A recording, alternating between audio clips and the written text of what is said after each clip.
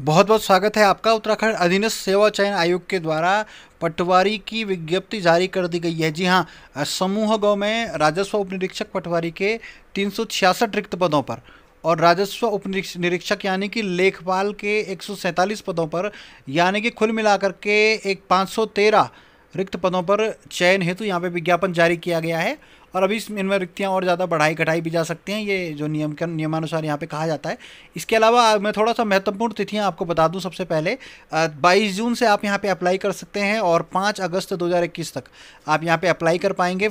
आप फीस जमा कर पाएंगे 7 अगस्त 2021 तक। और जो शारीरिक दक्षता और लिखित परीक्षा का यहाँ पे अनुमानित समय इन्होंने दिया हुआ है वो है नवंबर 2021।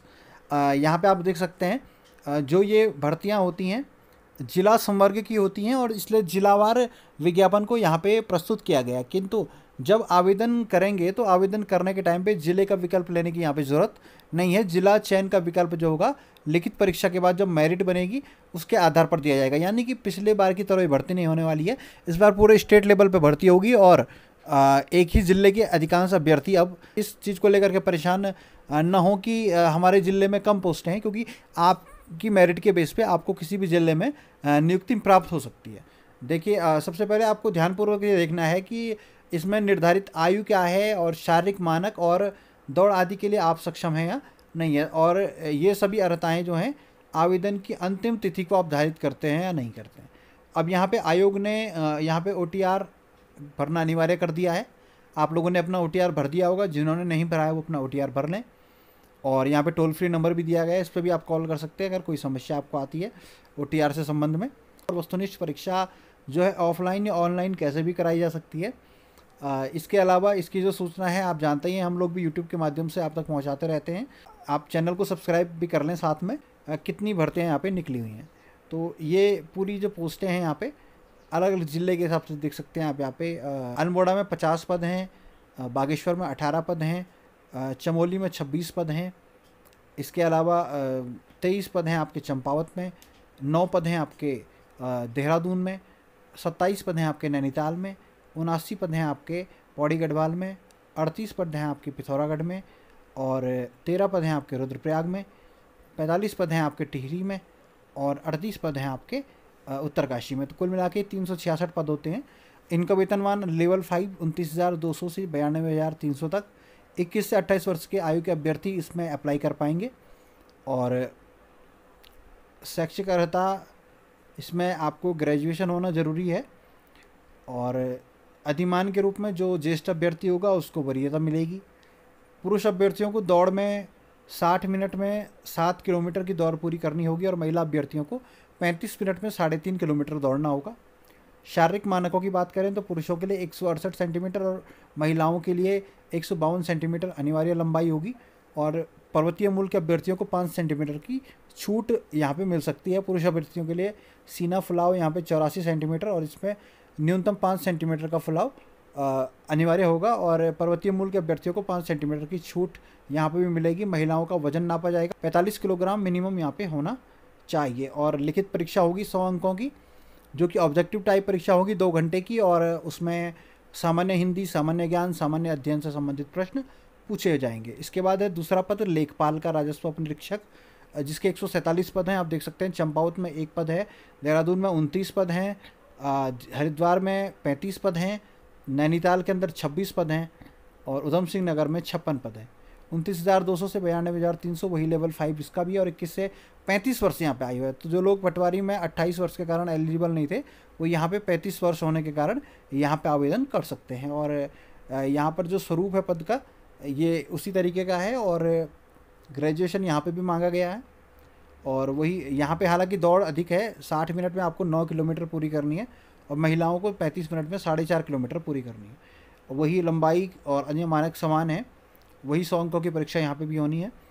और इसके अलावा यहाँ से प्रशिक्षण की जो प्रक्रिया है उसकी जो सीधी भर्ती से प्रशिक्षण के लिए जो चयन प्रक्रिया होगी उसमें अभ्यर्थियों का चयन शारीरिक दक्षता, शारीरिक मानक परीक्षण तथा लिखित परीक्षा के आधार पर किया जाएगा। तो प्रशिक्षण के लिए जो भी अभ्यर्थी चयनित होंगे उनको विभागाध्यक्ष द्वारा पाठ्यक्रम पर आधारित जो संस्थान है वहाँ पर स्वयं के व्यय पर 1 वर्षीय प्रशिक्षण के लिए प्रभावी नियमों के अधीन सफलतापूर्वक प्राप्त करना अनिवार्य है। तो 1 साल का आपको ट्रेनिंग लेना होगा अपने खुद के खर्चे पे, यानी उस दौरान आपको कुछ भी कह सकते हैं एक तरह से जो स्टाइपेंड है वो नहीं मिलेगा। लिखित प्रतियोगी जो परीक्षा है उसमें मिनिमम रिक्वायरमेंट आप जानते हैं, जनरल ओबीसी के लिए 45%, SC ST के लिए 35% लाना ज़रूरी है, और अन्यथा वो इससे नीचे वाले क्वालिफाई ही नहीं होंगे। और बाकी ये परीक्षा का नियम दिए गए हैं तो खैर आप जानते ही हैं।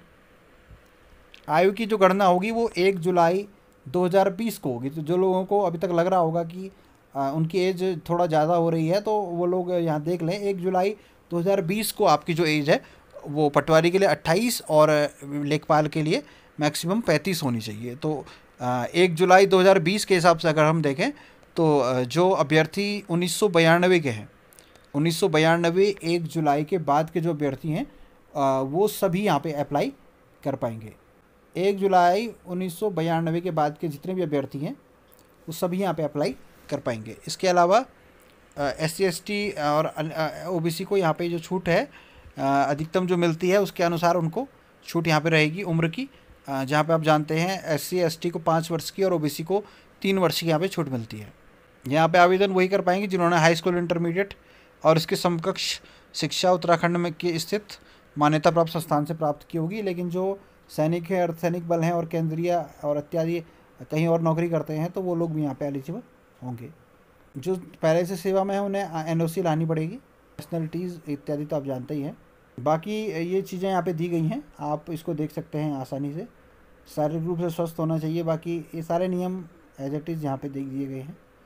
तो कैसे आपने आवेदन करना है, ये OTR पे आपको लॉगिन करना है, वहाँ आप आसानी से अपना शुल्क जमा कर पाएंगे। शुल्क भी यहाँ पे दिया गया, आप देख सकते हैं 300 रुपये जनरल OBC के लिए, SC ST और दिव्यांग और EWS के लिए यहाँ पे 150 रुपये यहाँ पे रखा गया है। और जब शुल्क जमा होगा तभी फॉर्म भरा हुआ माना जाएगा।